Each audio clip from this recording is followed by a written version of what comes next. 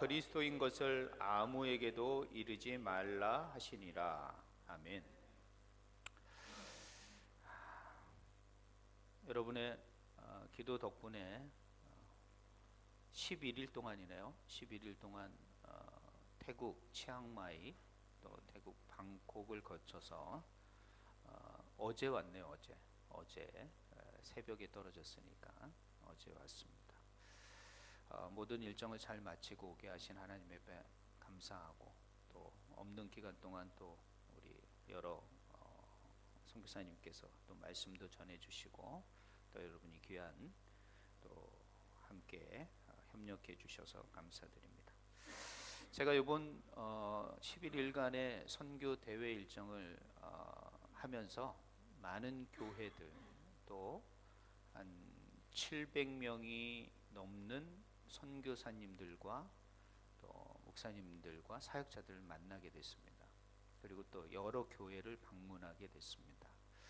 그러면서 교회에 관한 얘기를 좀 이번 주는 해야 되겠다는 생각이 들더라고요. 지금 구약의 이 열왕기 하까지 저희들이 말씀을 나눴습니다. 이제 선지서로 들어가야 되는데, 선지서로 들어가기 전에 저희들이 다시 한번 교회에 관한 말씀을 좀 몇 번 나눈 다음에 저희들이 다시 한번 구약의 마무리와 신약의 말씀을 나누면 좋겠다라는 생각이 들어서 오늘 말씀은 교회에 관한 말씀으로 함께 나누고자 합니다. 여러분, 교회의 기초는 무엇일까요? 기초는 어디 분야든 어느 분야든 참 중요합니다. 우리가 이 건물을 지을 때도요, 기초가 튼튼하냐 튼튼하지 않느냐에 따라서 그 건물의 뭐 수명이라 그럴까요? 그 기간이 결정될 수 있겠죠. 그런 것처럼 우리의 삶 가운데 기초라는 것은 참 중요한 일입니다. 그럼 우리가 늘 신앙생활하는 이 교회의 기초는 무엇일까? 교회의 기초가 중요한데 교회를 바치고 있는 그 밑바탕은 무엇일까라는 걸 생각하게 됩니다. 많은 사람들은 또 이렇게 생각합니다. 기초, 그러면 우리 교회 성도가 많아야 되지 않느냐, 뭐 이런 생각을 또 할 수 있겠죠. 또 우리 교회가 역사가 또 있어야 되지 않겠느냐, 그것이 교회의 기초, 기본이 돼야 되지 않겠느냐, 뭐 이런 생각을 할 수 있습니다. 또 어떤 사람은 또 교회 그래도 재정이 얼마나 빵빵하냐, 뭐 이렇게 얘기할 수도 있을 것 같습니다. 이런 것처럼 우리는 어떤 교회를 생각할 때 어떤 건물, 또 어느 이 외형적으로 보이는 것을 교회의 기초라고 생각을 할 때가 많이 있습니다. 그러나 성경이 무엇을 말하느냐가 우리에겐 더 중요한 것입니다. 우리가 아무리 인간적으로 교회를 정의한다고 할지라도 교회는 하나님의 말씀으로부터, 예수 그리스도의 말씀으로부터, 오늘 본문으로부터 교회는 시작되었다라는 것입니다. 그렇기 때문에 교회의 기초가 무엇이냐라는 것을 우리는 생각할 때 그 답을 성경에서 찾아야 된다라는 것입니다. 그러므로 우리는 반드시 교회의 기초는 무엇인가를 먼저 생각하는 것이 필요하다고 생각을 합니다. 한번 눌러주시겠습니까? 그러므로 교회의 기초가 무엇이냐? 교회의 시작은 어떤 프로그램이나 사람들이 모여서 그냥 한번 만들어보는 조직이 아니었습니다. 교회는 그런 곳이 아니라, 교회는 이 말세에, 이 마지막 때에 예수 그리스도의 승리를 사실 선포하고 증거하는 그런 모임이 바로 교회인 것이죠. 그렇기 때문에 교회는 어떤 세상적인 생각과 세상적인 관점으로 평가하거나 이야기할 수가 없습니다. 그렇기 때문에 우리는 교회의 기초가 무엇인지를 한번 생각해 봐야 합니다. 그것은 제가 언젠가 한번 이 본문을 가지고 말씀을 전한 적이 있습니다. 바로 고백이라는 것입니다. 어떤 고백이냐? 예수님께서 제자들에게 하루 물으셨습니다. 너희는 나를 누구라 하느냐? 물론 그 질문 전에 사람들이 나를 누구라 하느냐, 이렇게 물었다라는 거죠. 제자들이 말합니다. 세례 요한이요, 더러는 엘리야요, 또 예레미야 선지자라고 말합니다. 왜? 선지자 중에 아주 유명한 사람이었고, 예수님 오시기 전에 예수님 당대에 아주 유명한 사람은 세례 요한이었기 때문에 그렇게 답변할 수 있습니다. 그러나 예수님은 다시 한번 제자들에게 묻습니다. 사람들은 그렇게 말해도, 세상은 그렇게 말해도 너희들은 나를 누구라 하느냐라고 물으신 거예요. 여러분, 이와 같이 세상은 저와 여러분에게 묻습니다. 교회는 어떤 곳입니까? 이렇게 물을 수 있어요. 예수님은 어떤 분입니까? 라고 물을 수 있다라는 거죠. 여러분, 신앙이 무엇입니까? 하고 물어볼 수 있다라는 것이요. 그것은 뭐냐면 그 교회의 기초가 무엇입니까? 그 교회의 근본이 무엇입니까? 라고 묻는 거라는 거예요. 이것에 대해서 여러분은 어떻게 대답할 것입니까? 아까 제가 말한 것처럼 우리 교회는 이런 곳입니다. 이런 교세를 가지고 있습니다. 이런 일들을 합니다. 이런 프로그램을 합니다. 이런 목사님이 계십니다. 이렇게 말씀하실 거예요? 교회가 그런 곳이냐는 거예요. 여러분, 누가 여러분에게 질문을 한다면 교회는 무엇입니까? 교회는 어떤 곳입니까? 물으실 때 여러분 어떻게 대답하시겠냐는 거예요. 그 대답이 바로 성경에 있다라는 거예요. 그것이 바로 베드로가 고백했다라는 거예요. 뭐라고 고백합니까? 오늘 16절에 보면 아주 중요합니다. 마태복음 16 기억하란 말이에요. 아주 중요한 본문이에요. 마태복음, 신약 성경의 첫 번째 이 복음서의 16장 16절. 이런 걸 뭐라 그러죠? 세상에서는 이렇게 같은 거를 뭐라 그러죠? 네, 그렇게 하는 겁니다. 16. 그러니까 아주 외우기도 쉽지 않습니까? 여러분 한번 이거 늘 고백하셔야 됩니다. 주는 그리스도시요 살아계신 하나님의 아들이다. 이게 왜 위대한 고백이냐면은 예수님께서 이 고백을 칭찬하고 있다는 거예요. 이게 얼마나 멋진 대답이었냐는 거예요. 다른 사람은 사람을 빗대서 세례 요한이나 이사야나 선지자라고 말하고 엘리야라고 말하지만 이 베드로는 뭐라고? 주는 그리스도시요 살아계신 하나님의 아들이다. 이것이 바로 교회의 기초라는 거예요. 교회는 무엇이냐? 바로 예수 그리스도의 이 고백. 예수 그리스도가 누구시냐? 바로 그리스도시요 하나님의 아들이라는 이 고백의 터 위에 교회는 세워지고 있는 것이다 라고 말하는 거예요. 이 기초 위에 건물이 세워지듯 교회의 기초는 무엇이냐? 바로 예수 그리스도라는 거예요. 근데 그 예수 그리스도가 누구시냐? 사람이 나를 누구라 하느냐? 너희는 나를 누구라 하느냐? 했을 때 엘리야하고 비슷했습니다. 세례 요한하고 비슷한 사역을 하시네요. 이게 아니라 그리스도시요 살아계신 하나님의 아들이라는 고백. 이 고백이 있는 사람들의 모임, 이것이 바로 교회라는 거예요. 그게 바로 성도라는 것입니다. 여러분 가운데 예수를 그리스도시요 살아계신 하나님의 아들이라는 고백이 없는 사람은 한 번쯤 생각해 보셔야 합니다. 그 사람은 교회의 건물이 될 수 없다라는 것이에요. 이런 고백이 있는 사람들의 모임이 바로 교회라는 것이에요. 이런 고백 위에 예수님께서는 교회를 세우신다라고 말씀하고 있다라는 거예요. 그러므로 여러분, 매일 아침 제가 일어나면 무슨 기도하라 그랬죠? 제 눈을 열어 주십시오. 제가 지난주까지 그렇게 말을 했죠. 이번에 또 하나 더 기도해야 됩니다. 바로 이 고백입니다. 주는 그리스도시요 살아계신 하나님의 아들입니다. 이 고백, 이 예수님과 내가 이 하루를 시작하겠습니다 하는 고백이 있어야 됩니다. 그 고백이 있는 사람이 하루 승리할 수 있고 교회로서 놀라운 역사를 행할 수 있게 된다는 거예요. 그런데 베드로가 이렇게 주는 그리스도시요 살아계신 하나님의 아들이라는 고백을 할 수 있었던 것은 오늘 17절에 예수님께서 뭐라고 하냐면 참 복이 있다. 그러나 이것은 혈육이 알게 한 것이 아니다. 즉 생각으로나 자기의 배움으로나 지식으로는 이런 고백을 할 수 없다라는 거예요. 절대 이것은 세상에서 배울 수 없는 거라는 거예요. 이거는 누가 알게 하셨다? 하늘에 계신 내 아버지, 즉 하나님이 알게 하셨다는 거예요. 하나님이 알게 하신 지식이 뭐다? 고백이 뭐다? 주는 그리스도시요 살아계신 하나님의 아들이라는 거예요. 그렇기 때문에 여러분 이 그리스도시요 살아계신 하나님의 아들이라는 이 고백을 할 수 있었던 것은 하나님이 그 베드로에게 은혜를 주셔서 알게 하신 거예요. 그러면 하나님은 눈에 보이시지도 않고 하나님께서는 사실 우리한테 직접적으로 말씀하거나 듣기가 쉽지 않지 않습니까? 그런데 그것을 알게 하고 깨닫게 하고 믿게 하는 분이 계시는데 바로 그게 성령 하나님이라는 거예요.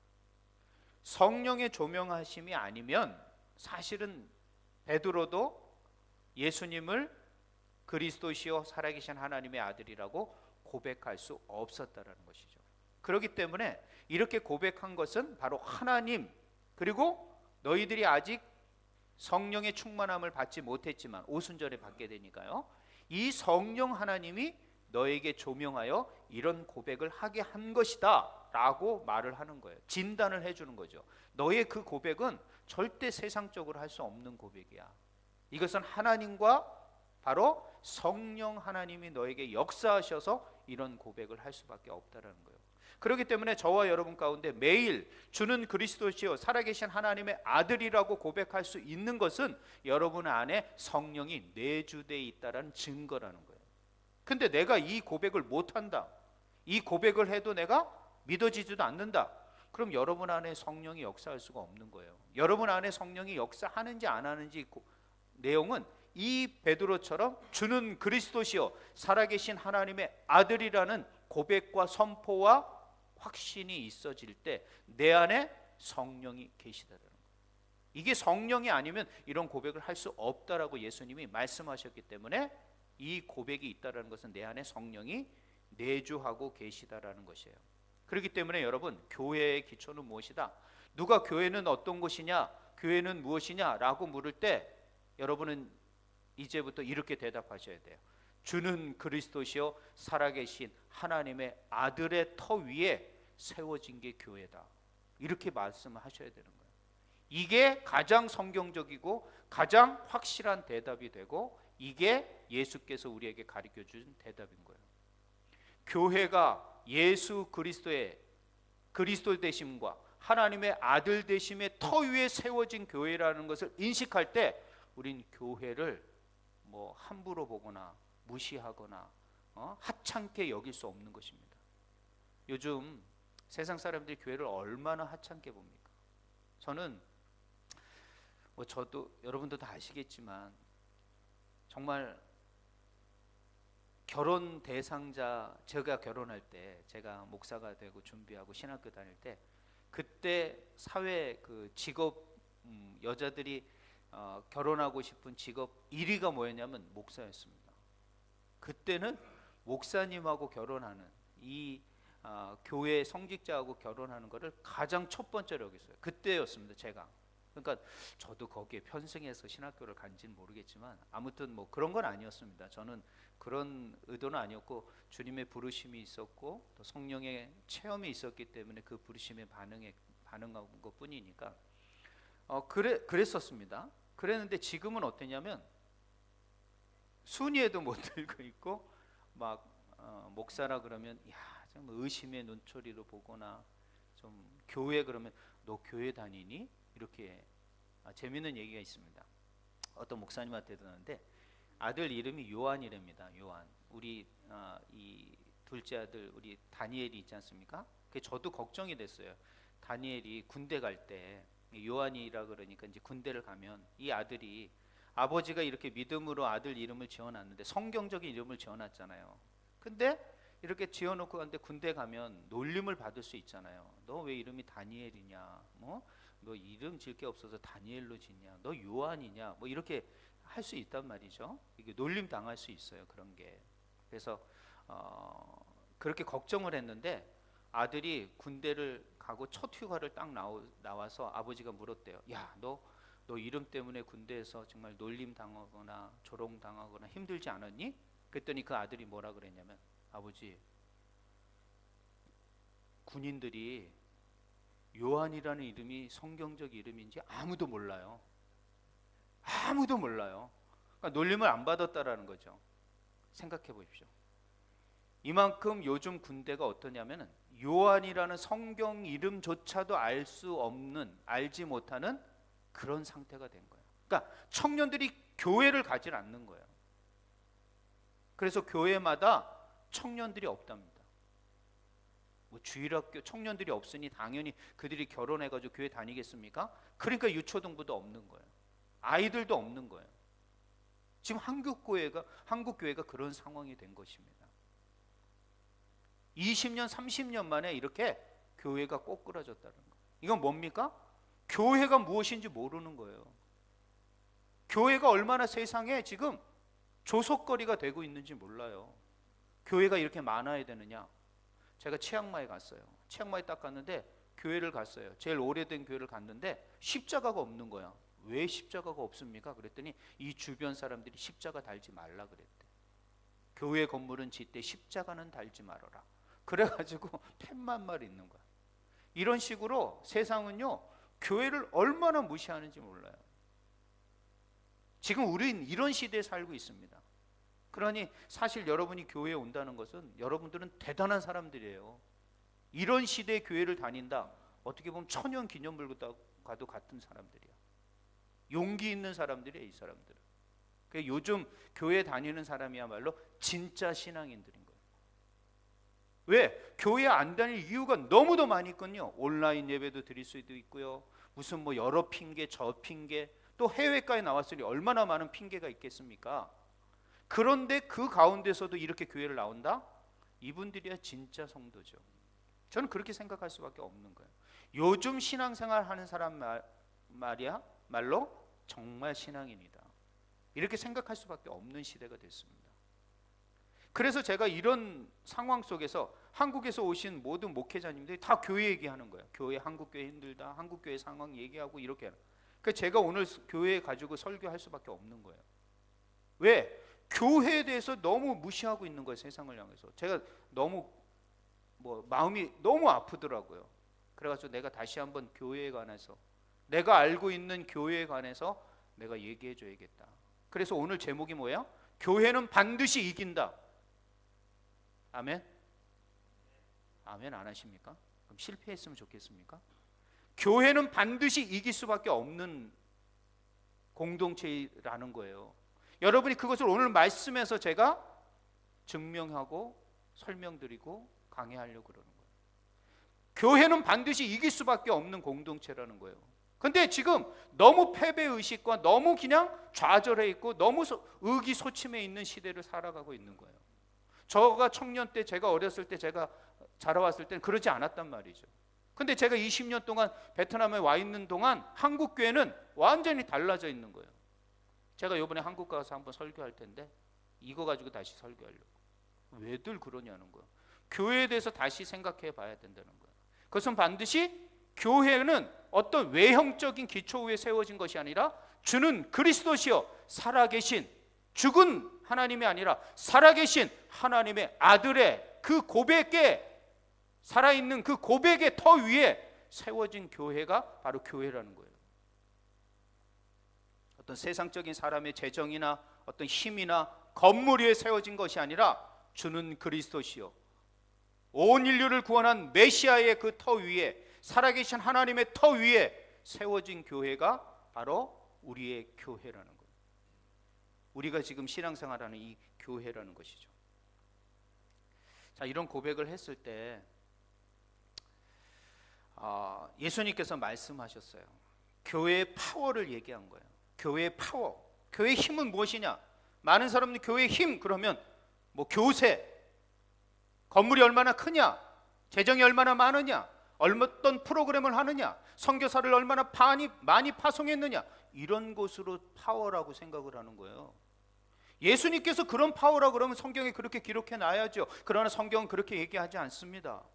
그렇게 얘기하지 않고 음보의 권세가 너를 이기지 못할 것이다. 반드시 말하고 있는 거예요. 음보의 권세가 너를 이기지 못할 것이다 그러는 거예요. 너 그 반석 위에 내 교회를 세우리니 음보의 권세가 이기지 못한다는 거예요. 음보의 권세, 이긴다라는 말은 뭐예요? 전쟁이라는 거예요. 전쟁 용어예요. 반드시 교회가 승리하겠다라는 말이죠. 그러니까 교회의 파워를 하나님께서 예수님께서 말씀하신 거예요. 그 파워는 음보의 권세. 여러분, 음부라는 게 무엇입니까? 여기서 성경에서 말하는 음부는 바로 죽음을 말하는 거예요. 영원한 음부의 심판을 받는다는 것은 지옥의 심판을 받는 거예요. 죽어서 영원한 죽음을 맛보게 되는 거예요. 죽음처럼 인간에게 가장 두려움은 없습니다. 그런데 이 음부의 권세, 이 죽음의 권세가 너를 이기지 못하게 한다라는 것이에요. 그렇기 때문에 우리는 죽음보다 더한 고통이 이 땅에 없듯이 아무리 음부의 권세가 우리를 유혹하고 넘어뜨리고 힘들게 할지라도 그것이 절대 너와 교회를 이기지 못한다는 거예요. 그렇기 때문에 교회의 파워는 이 음부의 권세가 얼마나 강력할지라도, 죽음의 권세가 얼마나 강력할지라도 그 권세를 이기는, 그 파워보다 더 큰 파워를 가진 게 무엇이다? 교회라는 거예요. 교회는 이런 파워를 가진 거예요. 성경에서 말합니다. 권세가 있다 그럽니다. 교회의 권세, 너희들에게 권세를 주노니 라고 말을 합니다. 이 권세를 준다라는 말은 어떤 거냐면은 한마디로 말해서 여기에 합법적 권한을 준 거예요. 그냥 너네끼리 주는 권한이 아니라 합법적인, 하나님께서 세상을 통치하시는 그 합법적인, 누구도 그것에 변론을 댈 수 없는, 반론을 제시할 수 없는 합법적인 권한을 너희들에게 주었다, 이렇게 말하는 거예요. 교회의 권세가 이런 권세입니다. 그렇기 때문에 몇천 년 동안 인류 역사상에 교회가 온 세상을 지배할 수 있었던 거예요. 이 권세가 있다라는 걸 그 당시의 사람들은 믿었기 때문에. 근데 오늘날 사람들은 무슨 교회가 힘이 있어? 왜? 영적 파워를 모르기 때문에 그러죠. 이 영적 교회의 파워를 인정하지 못하는 거예요. 무시해버리는 거죠. 왜? 세상이 힘 있는 것 같거든. 세상이 발전하는 것 같거든. 세상이 대단한 것 같거든. 요즘 AI 그러고 뭐 그냥 한국에 지금 에이펙 하면서 얼마나 대단한 사람들이 와가지고 막 그러지 않습니까? 와, 막 선진국들의 뭐 그런 파워들이 크다고 생각하죠. 천만에요. 그 모든 것도 죽음 앞에서는 헛된 것입니다. 아무것도 힘을 발휘할 수가 없어요. 그러긴데 교회의 권세는 이 음부의 권세를 이기는 권세라는 거예요. 그리고 능력이라는 것은 실제적으로 작동하는 힘이라는 거예요. 그냥 나중에 뭐 눈에 보이지 않으니까 그것이 지금 작동하는지 안 작동하는지 모르는 것 같으신데요. 이것은 실제적으로 우리의 삶 가운데 작동하는 힘이라는 거예요. 그리고 이것은 그 어떤 힘보다 강력한 힘을 가지고 있다라고 말하는 거예요. 자, 그러면 이런 권세가 어떤 권세가 있는지 제가 좀 성경을 통해서 말씀드리겠습니다. 첫 번째는 부활의 권세예요. 자, 음부의 권세하면 죽음의 권세예요. 죽음이 우리를 힘들게 하고 두렵게 합니다. 그러나 그 죽음을 이기게 하는, 사망아 너의 이기는 것이 어디 있느냐? 그러면서 주님께서 뭐예요? 너의 이기게 하시고 그 죽음을 이기게 하시는 그 모든 것이 예수 그리스도이다 라고 고린도전서 15장 55절 말하는 거예요. 즉 한마디로 말해서 부활의 권세가 있다라는 거예요. 여러분에게는, 교회는 다시 부활할 수 있는 소망의 권세를 주어졌다라는 거예요. 그렇기 때문에 음부의 권세가, 죽음이, 사망이 우리를 짓누를지라도 그것을 다시 이기고 부활하게 하신 권세, 그것이 저와 여러분에게, 교회에게 주어졌다는 거예요. 그렇기 때문에 음부의 권세가 우리를 짓누를 수 없지요. 그러면서 또 마태복음 28장 18절부터 20절 여러분이 잘 알고 있으시지만, 하늘과 땅의 모든 권세를 너에게 주었으니, 하늘과 땅의 모든 권세, 여러분 이 권세가 어떤 권세일까요? 한번 생각해 보십시오. 상상해 보십시오. 그 권세, 세상에 수많은 권세들이 있는데 그 땅의 권세를 뛰어넘어 하늘의 권세까지 너희에게 주노니 뭐라고 말해요? 너희는 가서 모든 민족으로 제자를 삼아 너희에게 분부한 모든 것을 가르쳐 지키게 하라. 내가 세상 끝날까지 너희와 항상 함께 있으리라. 바로 선교의 권세입니다. 여러분은 자발적이든 비자발적이든 베트남 선교지에 나와 있습니다. 그리고 호치민 주한교회는 이 선교지에 세워진 교회입니다. 그렇기 때문에 반드시 이 교회는 하나님의 부르심으로 세워진 교회로서 선교적 교회가 되어야 됩니다. 그러므로 우리에게는 부활의 권세를 뛰어넘어 선교적 권세도 있다는 걸 아셔야 돼요. 그러니까 우리 호치민 주한교회가 선교를 안 한다? 우리가 세워진 목적을 상실해 버리는 겁니다. 그렇기 때문에 많이 모이느냐 안 모이느냐가 아니라 우리 교회가 어떤 사역을 하고 어떤 역할을 하고 있느냐, 이곳에서 어떤 권세로 이 일을 감당하고 있느냐가 중요한 거지, 그 양과 그 분량과 그 크기가 문제가 아니라는 거예요. 우리는 선교적 권세를 받았다는 거예요. 하늘과 땅의 모든 권세를 주어서 뭘 하게 하는 거야? 땅끝까지 이르는 내 증인이 되어라. 이 권세를 잘못 사용하면요, 하나님 앞에 책망 듣는 거야. 어떤 대통령이든 어떤 권력자든 그 권력을 받았어요, 힘을 받았어요. 그걸 잘못 사용하면 재판받고 그 사람 감옥 가는 겁니다. 어쩔 수 없습니다. 하나님 앞에 우리에게 주어진 이 권세 있는데 이 권세를 잘못 사용하지 않는다면 이거 책임 물을 수밖에 없어요. 배임죄가 다른 게 배임죄입니까? 이런 게 배임죄인 거예요. 우리가 영적인 배임죄를 지지 않기 위해서는 우린 반드시 이 선교지 베트남에서 선교적 교회로 나가셔야 합니다. 여러분의 삶이 그런 선교적 삶으로 나가셔야 되는 거예요. 저 또한 담임 목사지만 이 선교지에 선교사로 부르셨다라는 소명이 있기 때문에, 그 부르심, 콜링이 있기 때문에 제가 선교지로 나가는 겁니다. 제가 뭐 시간이 많아서 뭐가 할 일이 많아서가 아닙니다. 부르심이 있기 때문에, 그 선교적 권세가 나에게 주어졌기 때문에 그 권세로 이 땅에 어둠의 권세에 붙잡혀 있는 베트남 사람에게 하나님의 말씀과 성령의 능력으로 권세로 그들에게 음부의 권세를 이길 수 있다라는 그 가르침을 제가 하는 거죠. 제가 이 선교지에 없으면 이런 거 안 합니다. 선교지에 있기 때문에 하는 거예요. 저는 선교사로 나와가지고 여기서 지금 교회를 개척했지 않습니까? 그럼 담임 목사로서 충실하고 여기에 올인할 수도 있습니다. 그러나 저의 첫 부르심이 이 선교적 부르심이었기 때문에, 이 권세가 나에게 주어졌음을 내가 믿기 때문에 이 권세를 사용하는 거예요. 그래서 제가 베트남 사람들한테 가르치잖아요. 여러분은 모르시겠어요. 한국 사람은 제 스타일이 아닌 것 같아요. 죄송한 얘기 좀 합니다. 베트남 사람은요, 눈 똑부라 뜨고 아멘 하라 그러면 아멘도 하고, 이 사람들 나는 베트남 체질인 것 같아. 사실 전 베트남 체질인 것 같아요. 베트남 사람들하고 강의하고 성경 나누는 게 더 재밌어요. 솔직한 얘기입니다. 솔직. 여러분들이 좀 반응을 해주셔야 되는데, 이러니까 반응을 좀 해주시면 좋겠는데, 제가 또 아멘 훈련은 안 하니까. 근데 베트남 사람들은 정말 말씀을 잘 배웁니다. 근데 모르겠어요. 제가 그래서 그런지 몰라도 제가 그 성령의 그 같이 공부하면서 가르치면서 느끼는 건데, 성령이 역사하는 걸 느낍니다. 아, 정말 성령의 역사는 이런 거구나. 이런 걸 많이 느끼곤 합니다. 자, 그렇죠. 선교의 역사가 있습니다. 그 다음에 성령의 능력이 있어요. 사도행전 1장 8절에 뭐라고 되어 있습니까? 오직 성령이 너에게 임하시면 너희가 권능을 받고, 뭘 받아요? 권능을 받는 거야. 권세가 있다라는 거야. 우리가 성령이 있다라는 것은, 성령이 임재했다라는 것은 나에게 권능이 있는 거야. 권세와 능력이 있다라는 거야. 아까 말한 그 음부의 권세를 이길 수 있는 권능이 나에게 있다라는 거예요. 그렇기 때문에 그 권능으로 어떻게 돼요? 내 증인이 되어라.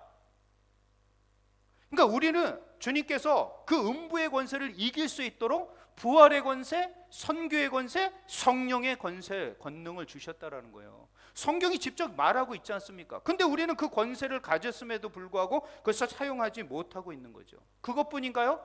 누가복음 10장 19절에는 뭐라고 말하냐면, 원수의 모든 내가 너희에게 뱀과 정갈을 밟으며 원수의 모든 능력을 제어할 권세를 주었으니 너희를 해칠 자가 결코 없으리라. 여기에도 원수의 모든 능력을 제어할 권세를 주셨다고 예수님 직접 말씀하셨어요. 악을 제어할 권세, 음부의 권세를 제어할 권세를 주셨다라고 말하고 있다는 거예요. 한두 군데가 아니라는 거예요. 그러니까 우리 교회에게는, 성령을 임한 성도에게는 하나님의 권세가, 음부의 권세가 너희들을 이기지 못하게 한다는 그 권세의 약속이 얼마나 많은지 몰라요. 그러니까 여러분 생각하셔야 돼요. 나에겐 부활의 권세, 죽음이 나를 두렵게 하는 그것을 이길 수 있는 부활의 권세와, 그리고 이 선교지에, 그리고 저와 여러분 너무 좋은 거예요.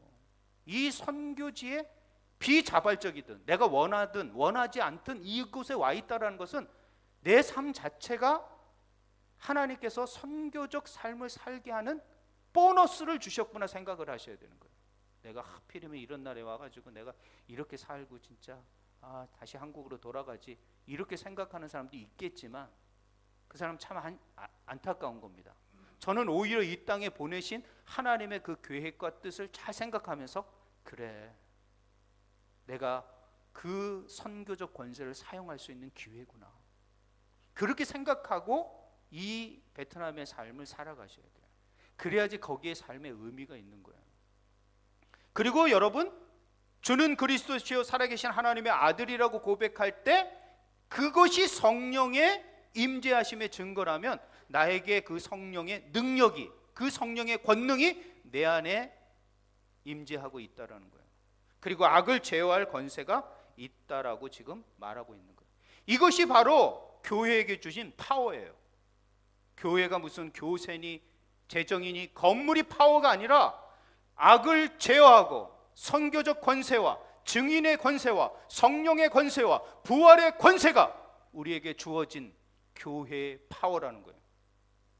이게 교회의 능력이지 다른 것이 교회의 능력인 양 생각하니까 사람들이 그거보다 더 큰 건물을 지으면서 교회의 파워보다 더 크다, 우리가 더 큰 재정과 회사를 운영하면서 교회보다 더 크다, 이렇게 말을 하는 거예요. 교회는 그런 것이 아니라 이런 하나님의 권세가 교회에게 주어져 있음을 믿으시기 바랍니다. 이 권세를 사용하여 반드시 교회를 이기게 하겠다, 그리고 반드시 이길 것이다 라고 말씀하시는 거예요. 그럼 예수님께서 이길 것이다 라는 소망만 주시지 않습니다. 반드시 예수님의 말씀에는 실천이 있습니다. 어떻게 행동할지를, 그 행동 규범, 규칙을 주고 있어요. 그것이 뭐냐면 그 다음 절이죠. 내가 천국 열쇠를 내게 주리니, 이 영적 교회의 파워를 주시는데 더 실질적으로 말씀하셔요. 내가 천국 열쇠를 내게 주리니 땅에서 무엇이든지 매면 하늘에서도 매일 것이요, 내가 땅에서 무엇이든지 풀면 하늘에서도 풀릴 것이다. 먼저 뭐라고 말하냐면 하늘의 열쇠를 준다는 거예요. 여러분, 열쇠를 가진 자가 주인입니다. 그죠? 주인이 열쇠를 가지고 있죠. 그걸 열 수도 있고 닫을 수도 있는 권세가 누구에게 있다? 교회에게 있다라는 거예요. 교회는 하찮은 존재가 아닙니다. 교회는 하찮은 연약한 공동체가 아닙니다. 교회야말로 진정 세상의 모든 문을 열 수 있고 닫을 수 있는 그런 힘과 키를 가진, 마스터 키를 가진 존재가 교회라는 거예요. 그 때문에 교회를 너무 막 의기소침하게 생각하시면 안 돼요. 교회는 이런 곳이구나 라는 걸 다시 한번 생각할 필요성이 있어서 제가 오늘 말씀을 준비하는 거예요. 그러면서 보십시오. 천국 열쇠를 내게 주리니 그럽니다. 근데 여기에 보면 하늘부터 얘기하지 않습니다. 하늘에서 뜻이 이루어진 것처럼, 예수님의 기도는 그렇습니다. 하늘에서 뜻이 이루어진 것처럼 땅에서도 이루어지더라. 뜻은 하늘에서 결정이 되고 땅에서 그 뜻이 완성이 되는 거예요. 왜? 하나님의 뜻이 먼저니까. 이해되시죠? 근데 이 천국 열쇠는 달라요. 뭐에서부터 시작해요? 땅에서부터 시작하고 있다라는 거예요. 이 땅에서 이것을 매면 하늘에서도 매인다라는 거예요. 이 말은 뭐예요? 우리가 더 우선권이 있다라는 거예요. 땅이 우선권이 있다라는 거예요. 그럼 우리라는 게 뭐예요? 여기서 내게 교회인 거예요. 교회에게 이 복음의 열쇠를 주신 거예요. 예수 그리스도는 그리스도시요 살아계신 하나님이라는 이 복음의 키, 이 기초 위에 세워진 교회가 이 키를 가지고 있다라는 거예요.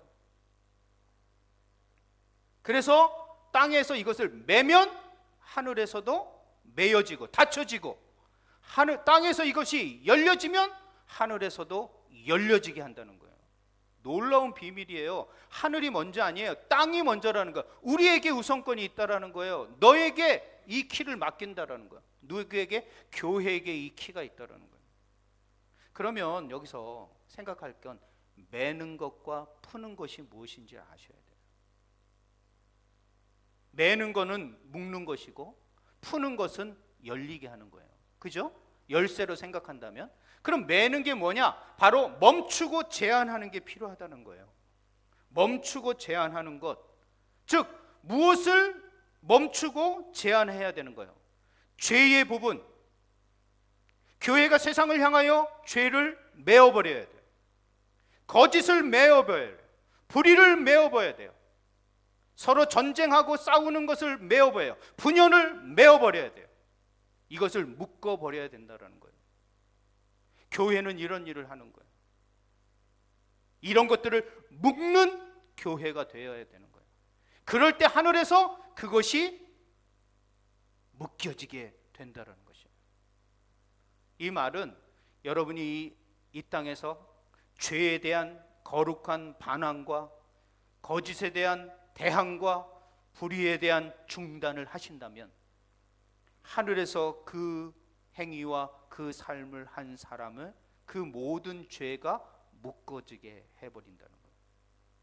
여러분이 어떻게 사느냐에 따라서 죄 앞에서, 거짓 앞에서, 불의 앞에서 어떻게 사느냐에 따라서 하늘이 결정하신다는 거예요. 그러니까 여러분 너무 중요하죠. 죄 앞에 내가 묶으셔야 돼요. 그건 여러분에게 키가 있는 거예요. 여러분에게 열쇠가 있는 거예요. 여러분에게 파워를 주셨다라는 거예요. 여러분에게 권세를 주셨다라는 거예요. 복음의 열쇠를 주셔서 너는 죄를 컨트롤하고 죄를 지배할 수 있는 능력이 너에게 있다. 거짓을 거부할 수 있는 힘이 너에게 있다. 불의 앞에서 당당할 수 있는 파워가 너에게 있다. 이 말을 하는 거예요. 교회에게는 이 능력이 있는 거예요. 그러면서 여러분 죄 앞에서 우리는 죄를 묶어낼 수 있어야 되는 겁니다. 거짓이 옳지 않다라고 말을 해야 되고 불의한 것에 대해서 당당하게 말할 수 있는 교회가 돼야 되는 거예요. 근데 요즘 교회 어떻습니까? 불의 앞에서 거짓 앞에서 얼마나 당당하고 있냐는 거예요. 당당하지 못하다는 거예요. 스스로 그거를 묶지를 못하는 거예요. 쫓아갈 뿐이지 그것을 묶지 못하는 그런 교회의 능력이, 그 파워를 상실한 교회의 모습을 저는 보게 되는 거예요. 교회가 얼마나 놀라운 능력을 가졌는데 그걸 하지 못하는 거예요. 그러면 푼다는 것은 무엇일까요? 그것은 자유케 하고 회복케 한다는 거예요. 사탄이 우리에게 늘 죄의 책임을 묻습니다. 죄책을 묻는다는 거예요. 야, 너도 죄인이었어. 너 이런 일 했었지? 너 어제 그랬었지? 얼마나 우리 안에서 양심의 가책부터 얼마나 이 양심과 신앙에 얼마나 유혹과 죄책을 말하는지 몰라요. 그런 것부터 어떻게 해요? 우리는 다시 한번 예수 그리스도의 십자가의 보혈로 회복하고 그것을 풀어낼 수 있어야 되는 거예요. 그거로부터 자유하게 되셔야 되는 거예요. 거기에 묶여버리면 우리는 음부의 권세 앞에 통제받는 거예요. 그러나 음부의 권세를 이길 수 있는 열쇠가 우리에게 있는데, 그 복음의 열쇠가 있는데 그것을 풀지 못하는 거예요. 우리는. 그러니까 자유하지 못하는 거예요. 회복하지 못하는 거예요. 하나님 앞에 우리는 담대하게 직선적으로 나아갈 수 있는 길을 예수 그리스도의 십자가로 열어놨는데 우리는 하나님 앞에 담대하게 나가지 못하는 거예요. 왜? 죄에 묶여 있고 거짓에 묶여 있고 세상의 것에 묶여 있어서 그것을 풀어내야 되는데 풀지 못하는 거예요. 그러니까 우리는 열쇠를 가져도 그것을 행하지 못하는 거예요. 여러분, 그것을 풀 수 있는 게 우리에게 있다는 거예요. 지금. 그러므로 여러분, 죄악과 원망과 사람 인간관계의 모든 불신들을 다시 회복시킬 수 있는 거예요. 복음이 우리 가운데, 예수 그리스도의 십자가와 그 은혜가 우리 가운데 임재하면요, 수용하지 못할 사람이 어디 있습니까? 용서하지 못할 사람이 어디 있냐고요. 예수 그리스도가 온 인류의 죄를 다 용서하시고 받아냈는데 그 예수 그리스도가 내 안에 좌정에 계시고 복음이 내 안에 있는데 어떻게 그들을 용서하거나 풀어내거나 자유하게 하지 못하겠냔 말이에요. 그 복음의 열쇠, 천국의 열쇠가 우리 가운데 있다라는 거예요. 예를 들어서 제가 직장 얘기하겠습니다. 다 직장 생활 하시니까. 뭐 가정 얘기는 뭐 들때 쳐놓고, 불의에 제도적으로 묶여 있습니다. 리베이트, 허위 세금서 요구. 그럴 때 우리는 이런 불법, 편법 하지 않겠습니다. 거래처의 서면 합의로 이 불의의 루틴을 중단시키는 게 묶는 겁니다. 이런 죄와 거짓과 불의 앞에 당당하게 우리는 묶어낼 수 있어야 됩니다. 이런 걸 묶어낼 수 있는 힘이 있음에도 불구하고 우리는 하지 못해요. 이런 복음과 주는 그리스도의 살아계신 하나님의 아들이라는 고백이 없는 사람, 교회의 파워를 알지 못하는 사람은 이 불의 앞에 넘어집니다. 절대 묶지 못합니다. 그러나 복음을 가진 자, 예수 그리스도의 복음을 가진 자, 천국 열쇠를 가진 자는 묶을 수 있는 겁니다. 왜? 그것이 나에게 있으니까. 그 열쇠가 나에게 주어졌으니까. 복음이 나에게 주어졌으니까 묶을 수 있는 거예요. 그리고 풀기라는 건 뭐냐면 실수한 팀원들이 있을 것입니다. 어떤 사람이 잘못할 수 있죠. 어떤 사람이 원수가 될 수 있습니다. 그런 사람 어떻게 돼요? 품어 안을 수 있어야 된다는 거예요. 그 잘못된 것을 그 사람한테 뒤집어 씌우는 것이 아니라 그 원인과 대책을 해서 재발 방지하는 것으로 그 사람도 회복하고 이 모든 공동체와 조직이 회복될 수 있는 길을 찾아내는 것, 풀려지게 하는 것, 이런 것이 나에게 있다라는 거예요. 그리고 다시 신뢰를 회복하는 것.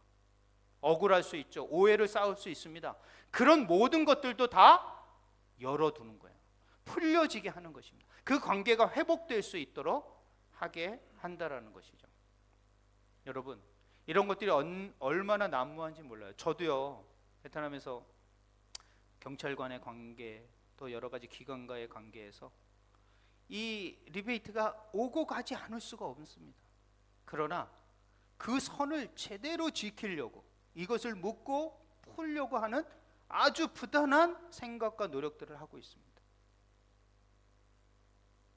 그래서 우리에게는 이런 천국 열쇠와 같은 매는 것과 푸는 것의 삶이 우리 가운데 있어야 된다는 것이죠. 말씀을 맺도록 하겠습니다. 주님께서는 오늘 말씀을 통하여 교회의 기초는 바로 예수 그리스도의 누구시냐, 그는 그리스도시요 살아계신 하나님의 아들이라는 그 기초 위에, 터 위에 세워진 것이라고 말씀합니다. 우리의 힘이나 우리의 경험이나 우리의 능력이나 우리의 권세가 아닙니다. 그는 바로 주님께서 우리의 그 고백 위에 교회를 세우시는 겁니다. 그리고 그 교회를 향하여 음부의 권세가 너희를 이기지 못하게 할 것이다. 반드시 너희들은 승리하고 이기게 될 것이다. 그러면서 말씀하십니다. 하늘 땅 모든 권세를 내게 주셨으니 그리고 너와 내가 함께 하리라. 오직 성령이 임하시면 너에게 권능을 받고 권능을 주겠다. 주 예수 그리스도로 말미암아 이김을 주시는 하나님께 감사한다. 반드시 이길 것이다. 그래서 요한계시록에 교회에게 편지하는, 일곱 교회에게 편지하는 공통적인 얘기가 뭡니까? 이기는 자. 이기는 자. 그 교회의 속성이 뭐냐? 반드시 마지막에 이기는 자라는 거예요. 그러므로 교회는 이 과정 속에 어려울 수 있죠. 그러나 반드시 하나님께서는 이 교회를 이기게 하실 것이다. 그러므로 교회는 반드시 이기는 교회가 될 것이다. 그래서 오늘 본문 말씀처럼 내가 내 교회를 세우리니 음부의 권세가 이기지 못할 것이다. 그러므로 사랑하는 주 안의 성도 여러분, 이 예수 그리스도가 그리스도시며 하나님의 아들이라는 이 견고한 고백 위에, 이 고백이 흔들리면 교회가 흔들리는 거예요. 이 고백이 견고하면 교회는 흔들리지 않아요. 여러분이 매일매일 주는 그리스도시여 살아계신 하나님의 아들이라는 고백이 차고 더 강력해지면 여러분 삶이 흔들리지 않고, 여러분이 속한 교회 공동체가 흔들리지 않고, 세상과 사회가 교회를 질서하고 무시하더라도 교회는 흔들리지 않을 수가 있는 것입니다. 이 고백이 흔들리고 있어요. 이 견고한 고백 위에 주께서 주신 음부의 권세, 하늘의 열쇠, 이 땅에서 매면 하늘에서도 매일 것이요 땅에서 풀면 하늘에서도 풀릴 것이라는 이 놀라운 열쇠를 가진 자답게, 이것을 교회에서만 사용하지 않는 것이 아니라, 교회에서만 사용하는 것이 아니라 우리의 가정에서, 직장에서, 삶의 일터와 삶의 현장에서 이것들을 사용하셔야 돼요. 그래야지 여러분이 신앙생활에서, 우리 인생에서 마지막까지 승리할 수 있습니다. 그리고 세상 앞에서 이렇게 살아갈 때 우리는 교회가 다시 한번 세상에 당당하게 승리자로 설 수 있을 것입니다. 사랑하는 주 안의 성도 여러분, 교회는 반드시 이깁니다. 오늘 주님의 말씀이 우리의 약속이 되어야 됩니다. 반드시 교회는 이긴다라는 생각을 가지시고 한 주간도 우리가 가진 이 천국 열쇠, 복음 열쇠로 가정과 직장과 세상 속에서 메고 푸는 역할, 옳지 못한 것은 묻고 옳고 회복하는 모든 것들은 풀어내는 역사가 저와 여러분 가운데 있어야 할 것입니다. 그럼 반드시 우리는 주님 앞에 잘하였다 칭찬받고 교회는 역사상 반드시 승리하는 교회가 될 것입니다.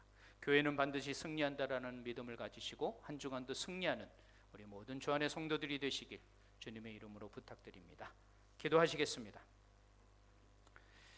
할렐루야. 하나님 아버지 감사합니다. 오늘도 다시 한번 교회의 기초와 교회의 파워와 우리에게 주신 교회의 권세를 생각했습니다.